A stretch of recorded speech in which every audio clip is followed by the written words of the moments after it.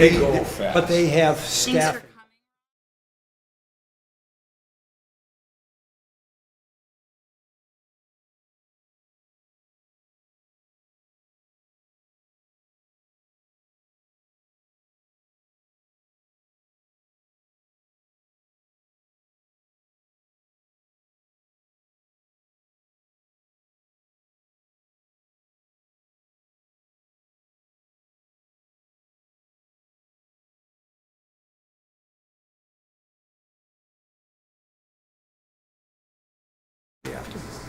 So, need to go to Dunkin' Donuts. Now, if I can.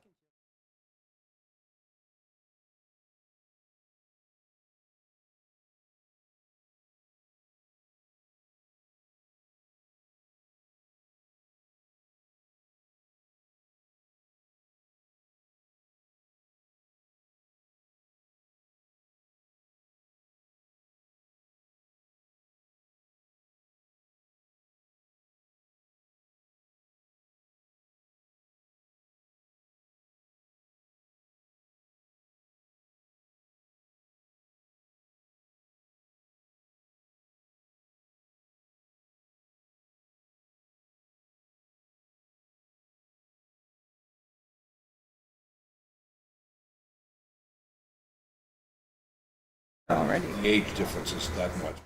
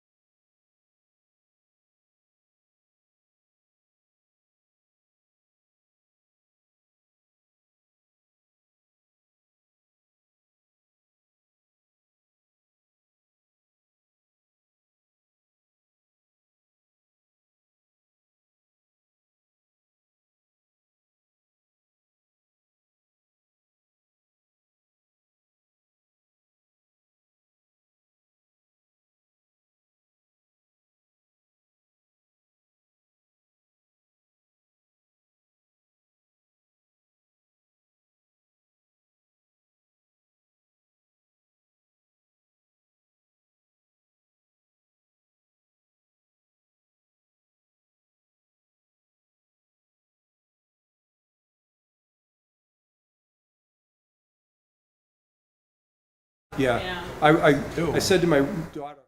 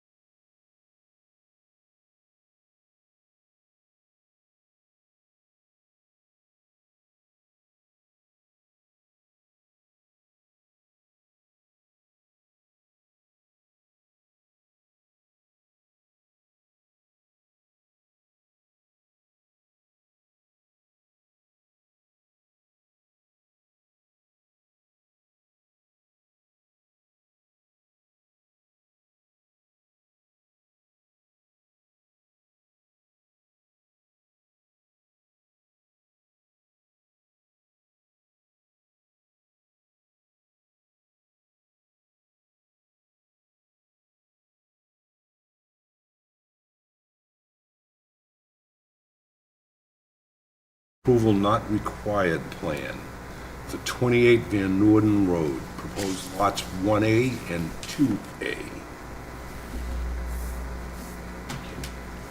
I'd like to report, in accordance with what you read in the staff report for tonight, the applicant has decided to request a leave to withdraw of this A&R plan without prejudice, if the board would consider that. I would request the board take a formal vote on it because it was requested, and if we don't take a formal vote on it, there may be a situation where it's left with no action, and that could be challenged possibly. So moved. Thank you.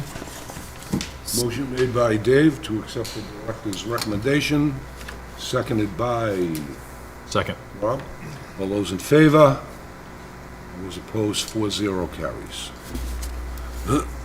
Thank you. Okay. Again, no public hearings. So at this point, we'll get on with our presentation. An update to the 2017 Housing Production Plan, consultant Jennifer Goldston. Hello, everyone. Thank you for having me. I'm Jen Goldson, owner of JM Goldson, and Lucy, our community planner, is here in the audience as well. Lucy and I worked collaboratively to create the draft that you saw. She's collected a lot of the data and worked on the analysis along with me.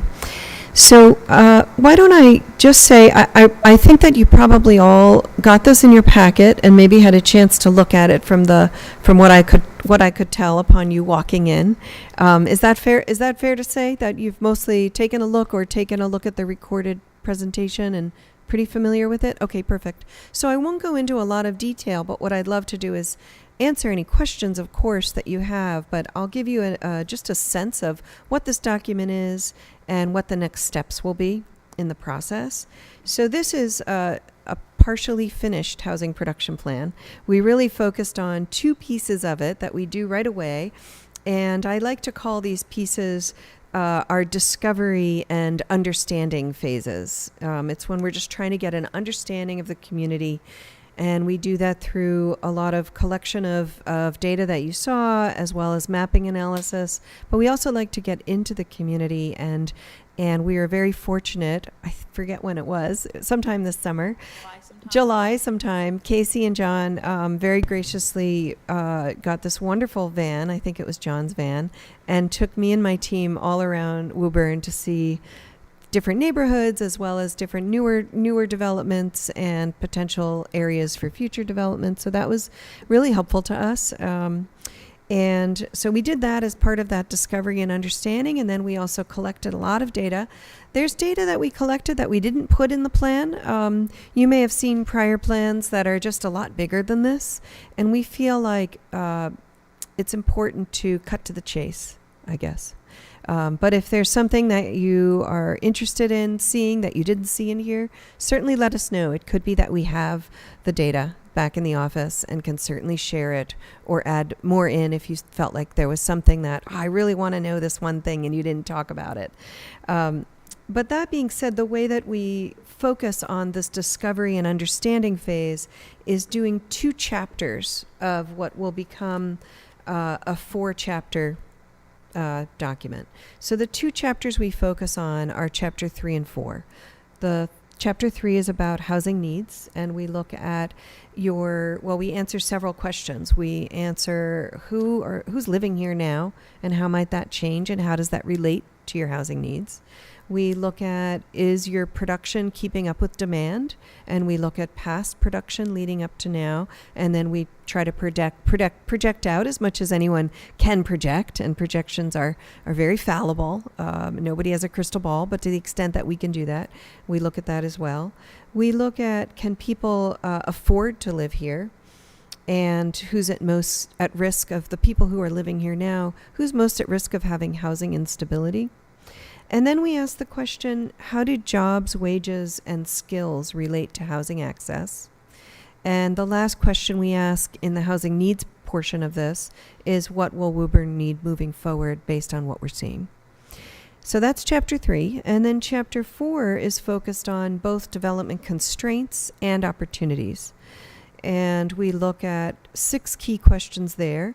We look at national trends because that has a lot to do with, what can get built in terms of construction costs, in terms of interest rates. There's a lot of stuff that you have no control over, right? So we start there, and then we look at internal regulatory factors, and being the planning board, you're very familiar with Woburn zoning. We looked at Woburn zoning. We don't know it as well as you do. So when when you ask us questions or give us advice, if there's anything in particular you as a planning board is seeing that may be an issue or an opportunity that we didn't point out, especially when we're trying to answer that question about zoning, please let us know. The third question we ask is about environmental factors. What environmental factors impact development potential? And we look at all sorts of environmental factors there. Mostly you can't do much about them other than you have cleaned up several Superfund sites, so sometimes you can do things about environmental factors. Then we look at, can your infrastructure handle more development, and what is the capacity, and support services for residential development. And then the 5th question is, how does being a transportation hub impact residential development, and what transportation options are out there? And then lastly, we look at your capacity to implement. We certainly don't want to give you a plan that you can't implement. And so the next phases, and then I'll open it up for questions, but the next phases is going into this, we call it ideating, you could call it brainstorming, and we call it proposing. So we look at bringing community members, board and committee members like yourselves, city officials, but also members of the community to get involved in what ideas do you have to help, determine your housing needs in the future. What kind of policies are you looking to see? And what kind of strategies, what kind of initiatives do you want to implement? And so the first thing we're doing in that regard is holding 2 forums next week. And I really hope you can come out to them. I will give a brief presentation, but it will be mostly very interactive. We'll have it first on Wednesday in person at the fire department headquarters. And that one will be structured as an open house where I'll have a short presentation, but then we'll have these stations around the room and we'll be asking people to share ideas. And we'll give them, we'll prime the pump with some ideas so that they can react to them. And we'll show them what was in your last plan so that they have some ideas of what the goals and strategies were. And then we want them to help us figure out, well, what else do you want to do now? What are the priorities here? So we'll be doing that in person, like I said, on Wednesday, and then we'll be mimicking the same forum virtually on Thursday night. So you can certainly come to both, but it will be the same content. We just wanted to provide 2 different ways for people to participate to make sure as many people as possible have that opportunity in the way that works best for them, but it will be the same content. And on the subject matter, what time on Wednesday? I believe we said 7, but I don't have that in front of me. 6:30, thank you. Yeah. And the Thursday?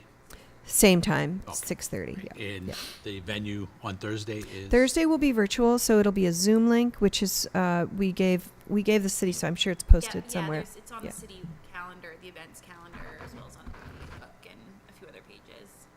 I just want to pinpoint this for people that are listening and watching tonight. Perfect. The events calendar, you can see both events listed, and the Thursday event has the link to the Zoom meeting on it. Perfect. And then we will be having a series of interviews and a couple of focus groups to get even more in depth with some conversations around what kind of strategies would be best for Woburn in the next 5 years. And then we'll be writing basically a draft of the goals and strategies and presenting that to get some city council feedback on October 21st. And it won't be the draft plan yet. I mean, they could certainly have this plan, but then the new thing we'll have is just a list of goals and strategies based on what we hear at the public forums and through the focus groups and interviews. And we'll also launch an online survey that mimics what we're doing in the virtual forum, so that if people weren't able to come to either of the forums that we're having next week, they can hop online and do the virtual survey and give us the same kind of feedback. And I was hoping also that, and I'm not sure, it might already be done, but the recording I made of the presentation of this draft, it would be great if we could get that also posted online. And then if people can't come to the forum, they can see that presentation and take the survey and still be very informed that way. And then on November 12th, we'll come back to you with a draft plan that's filled out. So you'll see that there's some missing pieces. We don't have goals and strategies because we haven't run the ideating and proposing process yet. And that's what these different engagement pieces will give us. Then in November 12th, we'll come back to you with a completed plan, in draft form, of course, for your input on where we're landing with goals and strategies. And then we'll go to the city council after that, but we don't have a date because I know Thanksgiving is coming into play, and we were trying to figure out the best date in late November, mid to late November. But that's the idea. And then you'll have a finalized plan sometime in November after we get to the city council. So that's everything I wanted to tell you. I wasn't going to go into the details, but I'm really happy to take questions or run through anything that wasn't clear, or if there are any pieces of advice that you think, oh, you missed this about our zoning, or anything like that. We're certainly open to feedback. Just a couple of questions. Who hired you guys to do this? Was it just... Well, our contract is with the city of Woburn, but our main contact is with John and Casey. Okay. Yeah. So it's a planning Yeah. thing. It- Okay. Yeah, there's a few prefaces that we should probably explain. Okay, so this is a required updating of our housing production plan. The last one that was completed by the city was in 2017. So we're required to every few years to update it. And we were fortunate enough, the city, to receive grant funding from the state in order to do this. So we were lucky enough. We didn't have to create a budget line item with local tax money, but this is state tax money that was utilized to pay for this. And again, it's a requirement, and it's a real important requirement because we really have to stay on top of the housing production activity in a community, especially in regard to complying with 40B. And I think that's one of the main reasons why communities make sure they go through this adoption process of updating their housing production plan. In regard to 40B, by state statute, every community in Massachusetts has to maintain a housing stock of which 10% of its total housing stock is affordable or considered affordable by calculation. You could probably give a better answer than that, but so one of the main results with this updating is to find out what our percentage is now, but what we have to do in the future as we continue to grow as a community, especially residentially, relative to maintaining at minimum the 10%. And one caution that's been talked about pretty extensively throughout the state by planning officials is is it a matter that the state is going to continue with the 10%, or because of the housing needs, is that going to be increased to 12 or possibly even 15% of a community's housing stock being designated, being built, constructed, and maintained as affordable housing in perpetuity? Everybody is aware of the extraordinary expense to provide a roof over one's head and their family. We're at historic high levels of income percentage, wealth percentage of being able to afford that. So. And I'm happy just to clarify one point that John made, if it's okay. I just want you to know I haven't heard anything official about changing that 10%. I've certainly heard rumors of people talking about it, but I have no official news that is actually happening. So just to let you know that. And the other preface part of this is that, we really have to have the best ideas that we can relative to how fast the city can grow in regard to state statutes having to do with single-family, duplex development, multifamily. And what that's going to do affecting our school system capacity. So as you read in this draft for this evening's presentation, and again, this is the initial presentation on this, you know, we really have to try to get a grasp on what our school needs are going to be, the capacity needs of our schools relative to the growth of our population. And, you know, this is one way to, you know, get a good idea of what our future needs are going to be for schools.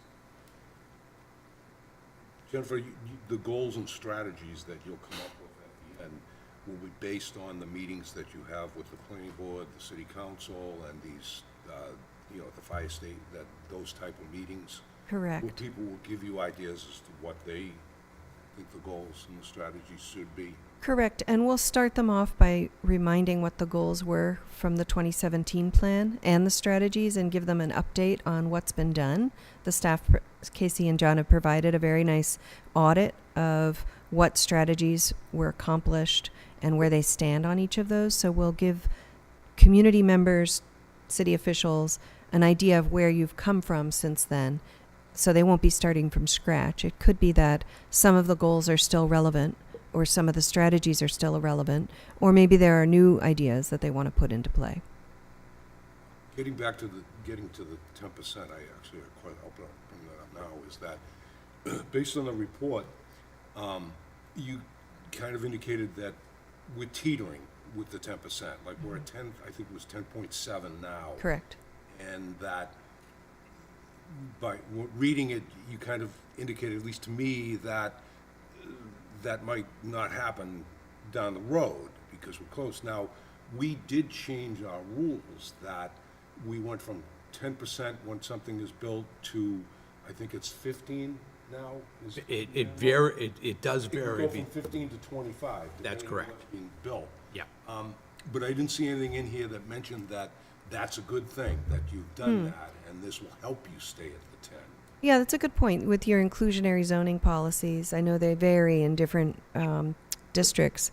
That can help you stay on top of it by requiring that minimum percentage of affordable units be built alongside those market rate units. Yeah. All right, Dave, you had some... Yeah, I was curious, do they have a projection of population that if we, I know her projections, I did statistics in another lifetime, and, you know, numbers can be numbers, but if all the fantasies of additional housing come into being, and the federal government's talking about, oh, we're gonna wipe out all the zoning and this, that, and the other thing, and state government saying we want to do such and so, and everybody can build a house in their backyard. What's the projection for 5, 10, 20 years out for population for Woburn? I haven't seen projections that account for the policy changes that are being discussed and considered by the state or the federal government. I've seen projections based on past population changes, and there are various ones that we look at. There's UMass Donahue, and there's Mass DOT, and the MAPC, Metropolitan Area Planning Council, works with those as well and does their own projections in collaboration, I think, with UMass Donahue. And what we've seen is a little bit of a difference depending on which ones you look at, but they're really looking at historical data and trying to carry trends forward and looking at how Woburn sits within the region. And we've seen, I believe it was the UMass Donahue projects more of just a very slight increase, but more a little bit flatter projections. And then Mass DOT was projecting a little bit more robust growth, but not as much as you had seen in the past 20 years, let's say. I mean, the reason I've been in the city 40 years, and it was, well, as one of my neighbors said to me when I moved here, you think you're in the country because you came from Cambridge, and there was, nobody had a yard. But in intervening 40 years, a lot of that open land has disappeared. As we know, some of the subdivisions that have come before us have come with some really kind of crummy real estate that they're trying to develop on. So are they talking about changing the rules within the zoning areas so that the single-family home, the R1 district becomes passé? Talking about at the state level, No, at the, right, a Federal- state type of thing that could Yep, affect yep. us here. I don't know what's going to happen. There are some proposals to look at allowing 2 families or 3 families or even up to 5 units on certain lots with sewer and water capacity statewide. But I don't know where that will go. It's too early to say. So I understand, of course, that the school system is one of the biggest concerns. But is there any data on how many new school-age children are actually in all of the new developments that happened in the last couple of years? We don't have access to that data if it is collected. I don't think the planning board has that, or the planning department has that data that I'm aware of. There have been studies in other communities that look at the number of school-age children in multifamily developments, and it really varies from community to community. But I've seen rates as much as 1 student per 8 units in some communities. In other communities, it might be less than that. So it really does vary. Yeah, that's interesting. Yeah, because your report also talks about, all the new 1 and 2 bedrooms and smaller Exactly. smaller It depends families, on home the sizes and It depends on the type of units that are being built, in addition to just the demand and the desirability of the school district, in addition to where the units are being built, and if it's a desirable, good location to schools, jobs, things. So there's so many factors, and there's really not one standard. Mm-hmm. Yeah, for tonight's meeting, Jen and I had this discussion of what would really be interesting is to try to determine, with as much demographic data that's available, to really figure out, because we all know the largest segment, growing segment of the population is a single person occupancy. And that's been going on for at least 40 years. So, at the state level, they push upon communities to provide for more 3 and 4 bedroom units of housing, whether it's mostly multifamily development, because that's the real big push with the state, is allowing for more multifamily development. But in reality, if the largest segment of the population growing for households is 1 person, now that 1 person would never need 3, 4 bedroom apartment complexes or condominiums. So what is the percentage breakdown of the family size? Is it 1 makes up 30%, 2 people make up 30%, 3 or 4 people make up the other 30? Is it at 10%? And Jen didn't have that data. We don't even know really if it exists, but that would be the most interesting thing. Are we building houses or apartment sizes with bedrooms that are not really called for? Beyond the percentage that's represented? Not many families are really having, 6, 7 kids. I'm one of 8. I'm the youngest of 8. In that generation of parents, they had a lot more kids, I'm sure. Well, Your family, we're but, talking about, yeah. 5 So- kids and 2.5 bedrooms. Yeah, and today, a family of 2 adults and 2 children, that's kind of that standard issue, 2.2 kids, and it's shrinking. So when we're producing housing, I think it's really important as we go through this practice, this process, is that, let's find out the facts on what housing units we really should be building based on the percentage of need, because housing units don't have to be that big if you're, 1 person. I found out the hard way. I'd rather have a smaller house now than a bigger house. You don't need this big giant house, of which it costs so much more to maintain. It costs so much more in taxes. It's crazy. You know, I can't wait till I can make my house into a multifamily. Ah, only kidding. But, you know, it's big enough to, you know, make some income on. But, you know, that's really what we have to really start thinking about.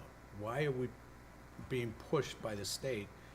And I really say this honestly, in all the forums I'm in. And as a planner, I'm in a lot of these forums, and they, you know, they're trying to mandate, oh, you have to have X number of 3 and 4 bedroom apartment units. Well, does that really represent the demographic makeup of the family? Because there aren't that many families having multiple kids right now, unless they're hiding them somewhere. I don't know, but, you know. But then again, you know, we do need to know if our population is going to surprisingly grow faster than projections. You know, when you really study statistics and projections, and you look at historical projections, back in the 70s, a lot of futurists were predicting that houses were going to be a lot smaller because the family unit, the family size was going to be smaller. Well, they couldn't have been more wrong, because everybody wants to live in a big mansion. Not that they need it, but if they could afford it, they build a big house, you know, much bigger than they, you know, really would need. They're not going to fill it with people. They're just going to have a bunch of empty rooms. But, you know, that's what happened. You know, gone are the days of the little ranches that in Capes that many people grew up in with the 6 and 7 kids and 1 bathroom. Now everybody who lives in the house at least has their own bathroom and their own bedroom, if not 2 offices and whatever. But you know what I'm talking about, right? Yeah. So, you know, that futuristic prediction in 1970 didn't come true. You know, and what are we talking about? One of the main things of housing in the last few years has been tiny houses. So what they were predicting in 70 is now coming true as a big idea in 2024, 25, you know. And now we hey, you know something, it's not a bad idea. I can live in 300 square feet, or 400, or 500 square feet. How much space do you need? That's it.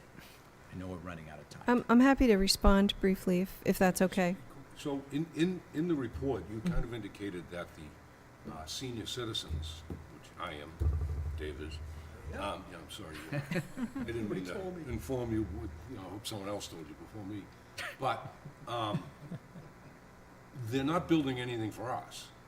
And you're indicating in the report that we're one of the largest growing segments of the market, especially in Woburn. When I look at Woburn, I don't look at it as a place, like if my wife and I wanted to downsize and go someplace with maybe a 2-bedroom or whatever, a single floor unit or something here, it's not Woburn.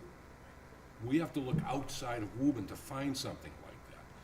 What's happening in Woburn is we're taking these houses that used to be that way, we're tearing them down and building these $1.5 million, you know, 5-bedroom houses now. So I don't know who that's appealing to or who that they're selling, obviously, but you know, I think based on your report, we're kind of missing the boat on some of this stuff. The other interesting thing that you had in here was you talking about our zoning, and you kind of indicating that our zoning may be preempting us from getting to the goals that we need to get to, whether it's the frontage, and you also mentioned the parking, which, believe it or not, I think a lot of us on the board don't think we require enough parking nowadays. Because we have people moving into places and parking on streets and parking in our main parking lots because we're only asking 1.5 cars per unit, and it's not enough. But in your report, you're kind of saying we kind of really need to get away from that, maybe. And then you were saying the state may at some point tell us we got to get rid of that, and we can't do that. If in any community in Massachusetts under the ADU statute that's now in place, right? If you're within a half a mile of a bus stop, you know, in these bus routes, I should say bus routes because you can stop anywhere along. And if you're a half a mile on either side of the roadway of that route, you can have an ADU by right and you do not have to produce a parking spot on your property for that ADU. And then there's a provision for a second ADU by special permit. I have yet to been able to figure out how that type of special permit could ever be denied. I think it's a special permit that can only be reasonably conditioned. And they haven't even come up with the list of what is a reasonable condition. What is it? Oh, you don't have to provide for a parking space for that one either. I mean, you gotta be reasonable about this stuff. So, that parking issue is really a non-issue because by statute, you don't have to produce any parking space on your property for a by right ADU. And you probably won't have to if you wanted a second ADU by special permit, which is provided for by statute. So you're gonna have a lot more street parking issues. You know, I grew up in not grew up in urban areas so much, but, you know, downtown Woburn was what I considered urban. We were always parking on the street. You know, when the snow flew, you had to make sure you were parking somewhere where the plow truck wasn't gonna, you know, plow into your car. You know, and this is all, the urban centers are just that situation. There are people parking, but when there's a snow emergency, not that it snows in New England anymore, but I know it occasionally does, you have to move your car. Where do you move it to? Good luck. You know, you're on your own. Dave? Yeah, through the chair to the director, just a point of clarification. To build a accessory building, does it have to, the property have to be owner occupied? Nope. So anybody who owns rental property can build one in their backyard? God help us. Sorry. I didn't mean to invoke the Lord in a public building, but There are, I mean, there are still requirements and setbacks and, you know, some rules that need to be followed, but it's, in the development community, a lot of people are finding that it's not, it sounded like a great idea, but it's not quite as cost effective as you think, as by the time you run water and sewer out there and, you know, trench electrical out there, it's a little bit more costly than it seemed like at first. That's why I haven't seen too many of them pop up yet, but I'm sure it's gonna come. so the state didn't, excuse me, so the state did not exempt setbacks or anything? I thought I heard somewhere that, You can have reasonable requirements. Yeah, That's right. what it says. If I could, Mr. Yeah. Chairman, so if it's an existing structure in your backyard, a garage that you want to make into an ADU, it only has to comply with where its setbacks are now. I was thinking if somebody had wanted to, you know, like a mushroom, drop something in their backyard, they would still have to go by all the rear setbacks and side setbacks for the adjoining property. They couldn't, because that Yeah, thing, so- when I first heard this, that was the thing that concerned me the most was, you know, so, well, I have a nice backyard, I can just put grandma's house back there, and I'm thinking, well, what about all the setbacks? And I was unclear about that aspect. Accessory structures, which an ADU would be considered detached, has its separate category of setback requirements. So, But they are reasonable, they're not saying, well, you can make it 3 feet and, okay, that makes me feel better. right, so, you know, just pull out the zoning ordinance. I believe an accessory structure to the rear lot line is 4 feet, 12 feet on the sides. 12 feet on the sides is probably the more important one. Get us back to this. Yeah, just yeah. because Jennifer doesn't have all night. Yeah, yeah. Thank you. But remember, this is only the initial. No, I know that, but there's a million questions. It's a very interesting point. You guys did a great job. Brought up a lot of interesting facts. Most of us that live in the city of Woburn think it's already too crowded, and there's too many people here, and this report says we need more houses. We need to be able to house more people.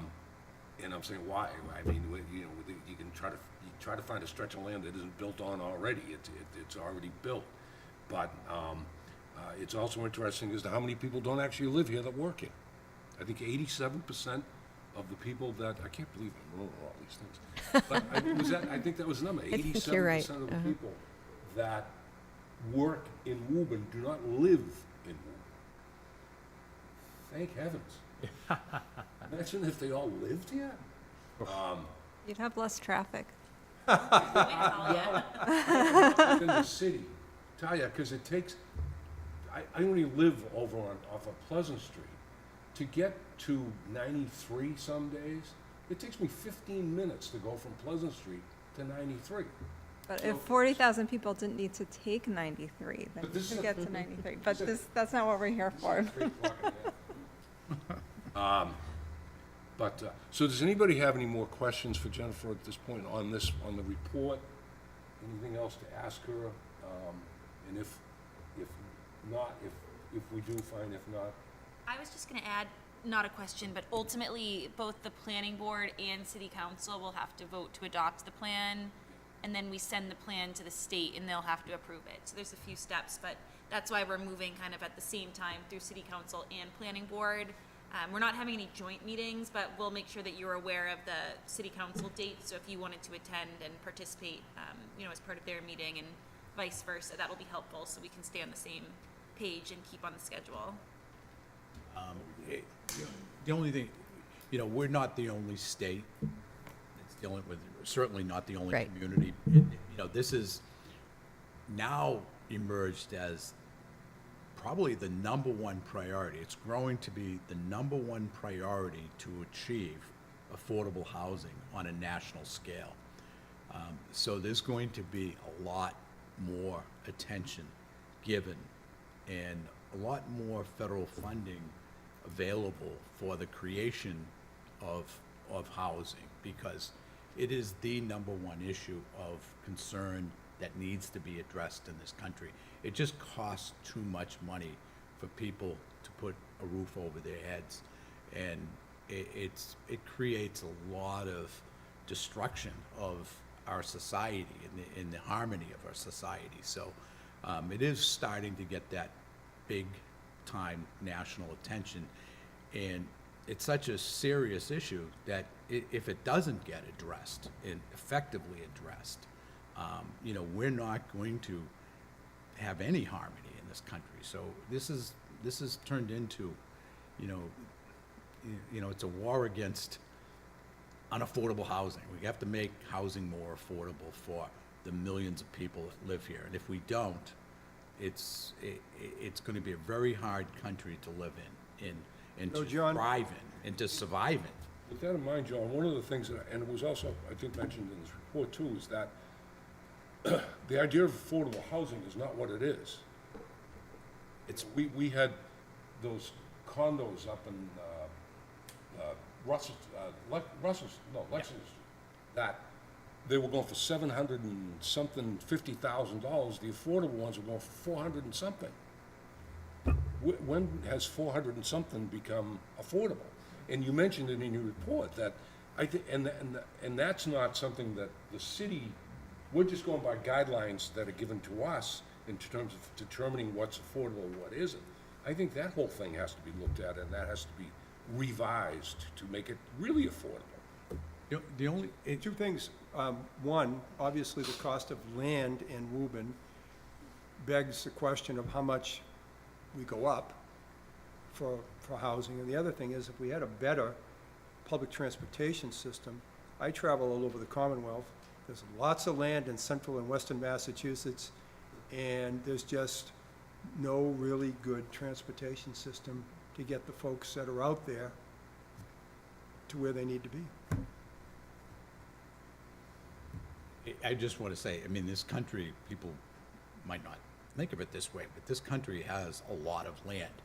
And it went through, 3 centuries now of westward expansion. It started here, and everything kept on moving west as the population grew, and you needed more and more land. And that's exactly what's going on now. We have to produce more housing to meet the population growth demand. And how are we going to achieve that? There is talk nationally of opening up vast tracts of government-owned land for homesteaders, and I know the country hasn't done anything like this since opening up Alaska, and prior to that, Oklahoma was the last time. You had a land rush, the opportunity to get 40 acres or whatever it was. But this country has this long, long history, 640 acres. If you go out there and plant a row of trees in the Midwest and the Great Desert, what was prairies of America were the Great Desert of America. That's what the desert was named, or that area of the country. So there's an attention that's going on to this thing, and they really want to achieve what needs to be achieved, and that's to create enough housing, more housing, so it's not so damn expensive for anybody to think about owning a house. Yet it's unachievable for millions of people right now, millions and millions. You know, and that's not part of the American dream. The American dream was always to be able to afford to put a roof over your head and your family, and be able to reside in a reasonable house. And, you know, that's a goal that we have to reestablish. And it isn't an impossible goal. It just has to be a focused goal and a plan put in place that's implementable.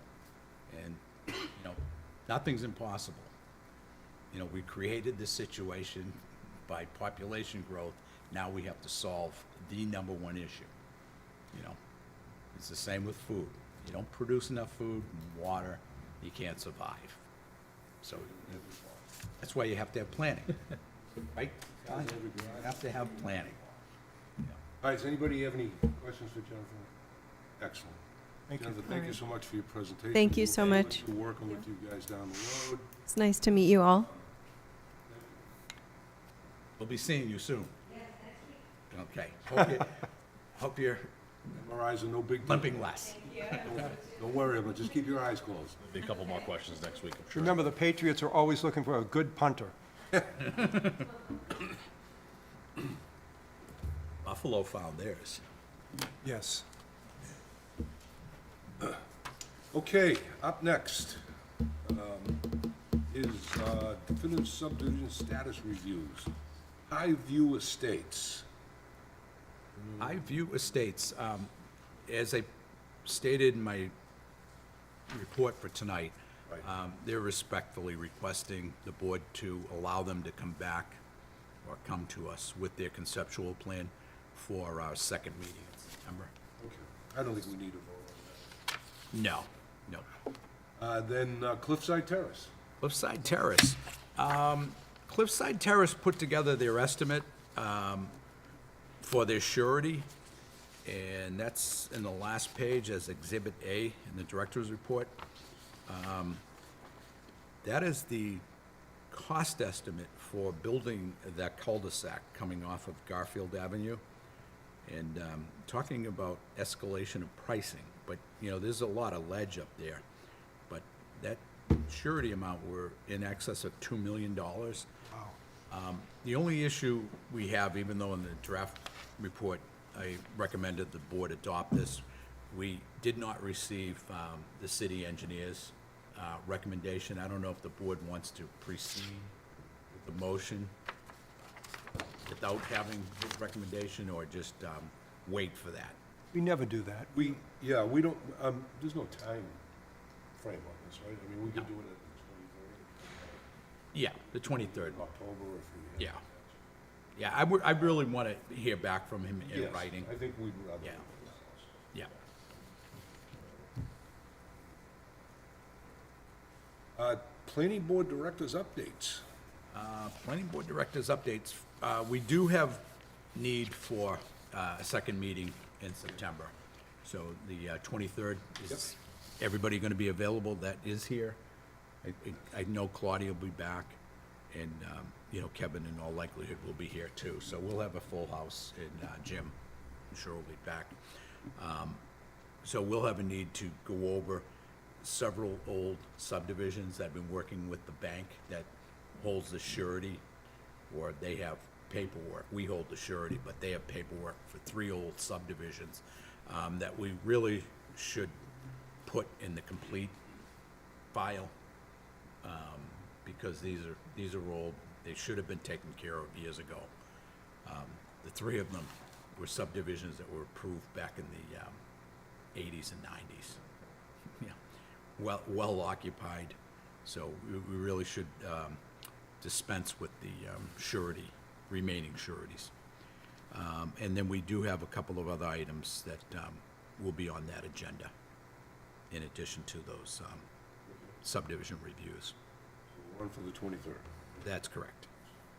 I make a note too for the November meeting, the second Tuesday is Veterans Day. So we propose to move the meeting to Wednesday, if that was okay with all of you. Because otherwise we start kind of running into Thanksgiving holiday time. So we were proposing that we meet on, just confirm the date, November 12th, the Wednesday of that week, if that's okay with all of you, instead of pushing it a week.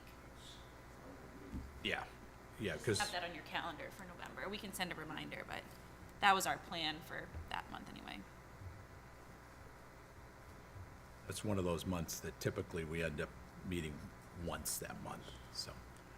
Thank you for reminding me of that, Casey, and bringing that up. She mentioned the date, 'cause we've scheduled her for a meeting, so I wanted to make sure you all knew that. So next up would be approval of minutes.